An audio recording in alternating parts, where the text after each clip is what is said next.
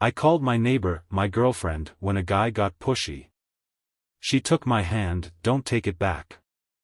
The moment her fingers closed around mine in front of a stranger who would not stop staring at her, I felt something shift in my chest that I could not explain, because 3 seconds earlier we had been nothing more than two people who occasionally nodded at each other by the mailboxes, and now, suddenly, we were pretending to be in love just to survive the next 60 seconds.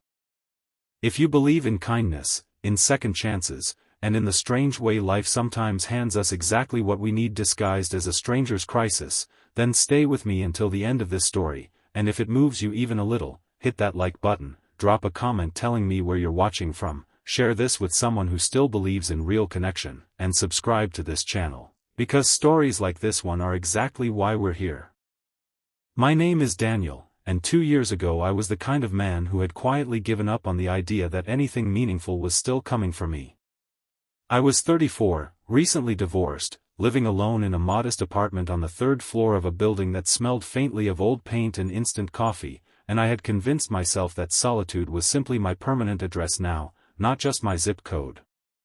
Across the hall lived a woman named Elena, quiet, polite, always carrying grocery bags that looked slightly too heavy for her, always offering a small smile that never quite reached her eyes. We exchanged maybe 40 words a month. Good morning. Nice weather. Thank you for holding the elevator. That was the entire architecture of our relationship, built from nothing but proximity and politeness. That evening started like any other. I was walking back from the pharmacy, tired from a double shift at the warehouse where I worked logistics, when I saw her standing outside the building entrance, and beside her stood a man I did not recognize, tall, broad-shouldered, leaning into her space in a way that made my stomach tighten before my brain even understood why. He was talking fast, his voice low but sharp, the kind of tone that tries to sound charming while actually sounding like a threat wrapped in a compliment. Elena's arms were crossed tightly over her chest, her eyes darting toward the door, toward the street, toward anywhere that wasn't his face. She looked small in a way I had never seen her look before, and something in me, some old protective instinct I thought had gone dormant, woke up all at once. I did not think. I walked straight up beside her, slipped my arm naturally around her shoulder as if I had done it 1,000 times before, and said the first thing that came to my mind, which happened to be the biggest lie I had told in years. I said, "Hey babe, sorry I'm late, traffic was brutal," and then I looked at the man with a smile that I hoped looked confident and not terrified, and added, "Everything okay here?" The stranger blinked, clearly recalculating the entire situation in his head. He mumbled something about just being friendly, about Elena misunderstanding his intentions, and took a step back, his charm evaporating the instant it met resistance. He glanced between us one more time, muttered a half-hearted apology that felt more like an excuse, and walked off toward the parking lot without looking back. The whole exchange lasted less than a minute, but it felt like it stretched across an entire winter. I expected Elena to pull away the second he was gone, to laugh awkwardly and thank me and disappear into her apartment the way people do when an uncomfortable moment ends. Instead, she did the opposite. She reached down, found my hand still resting near her shoulder, and laced her fingers through mine, holding on with a grip that was somehow both fragile and fierce at the same time. I looked down at her, confused, ready to release her hand and step back into our usual polite distance, but before I could, she looked up at me with eyes that were glistening, and said quietly, almost pleading, "Don't take it back." 3 words. That was all it took to rearrange something inside me that I did not know needed rearranging. We stood there on the sidewalk for a long moment, neither of us speaking, both of us still holding onto something that had started as a performance and was quickly becoming something else entirely.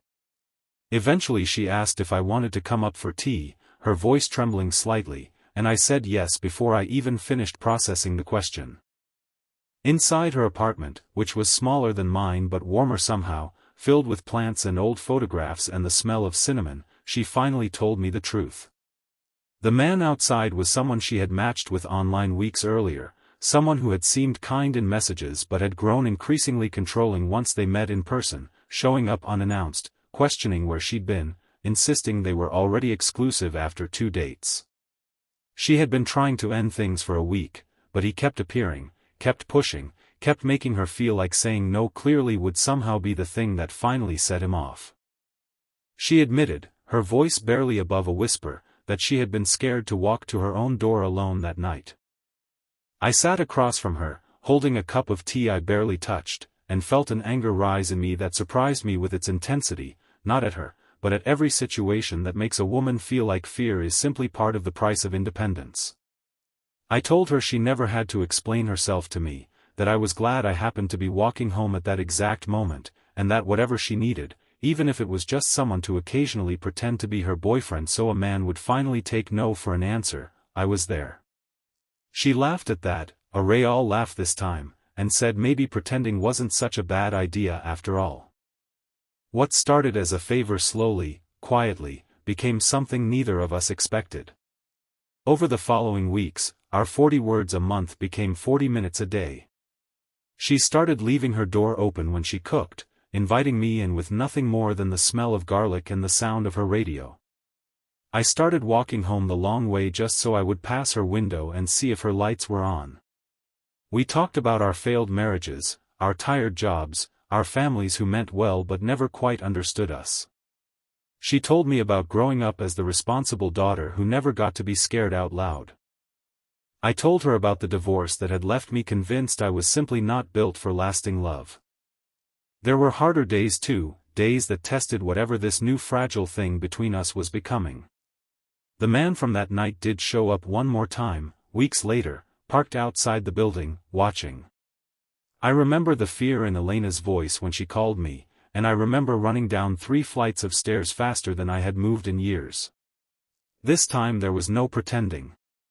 I stood beside her, told him clearly and firmly that she had asked him to leave and would not be asking again, and for the first time I saw real fear cross his face instead of hers. He never came back after that. Slowly, the lie we told that first night stopped being a lie at all. The hand-holding that began as protection became something we reached for simply because we wanted to. The nickname I had used out of panic, girlfriend, became a word she started using herself, first as a joke, then softly, seriously, like she was trying it on and finding that it fit. If any part of this story has touched something in you, if it reminded you that sometimes the people who save us are the ones we barely notice standing right across the hall, please take a moment to like this video and leave a comment below. It genuinely helps this channel reach more people who need to hear stories like this one. And before we reach the end, I want to ask something special of you. If you have ever had a moment where a small act of kindness, even a pretend one, turned into something real, share it in the comments below this video. I read every single one, and I promise you, someone out there needs to hear that their small brave moment mattered too. Almost a year to the day after that night on the sidewalk, I stood in that same spot, except this time there was no stranger to push away, no lie to tell, no performance to maintain. I simply got down on one knee, holding a small ring I had saved 3 months of overtime pay to afford, and asked Elena if she would let the word girlfriend become something even bigger. She said yes before I even finished the sentence, her hands shaking exactly the way they had that very first night, except this time it wasn't fear making them tremble. We got married the following spring in a small ceremony in the courtyard of the very building where we once passed each other with nothing but polite nods. Her mother cried. My mother cried. Even the building superintendent, who had watched the whole story unfold from his little office window, cried. Sometimes the people who change our entire lives are standing closer than we think, waiting for one unexpected moment to remind us that a small kindness, freely given, can quietly become the beginning of everything. Thank you for watching until the end. If this story moved you, made you believe a little more in kindness, second chances, or the quiet magic of ordinary moments, please subscribe to this channel so you never miss the next one. Until next time, take care of each other.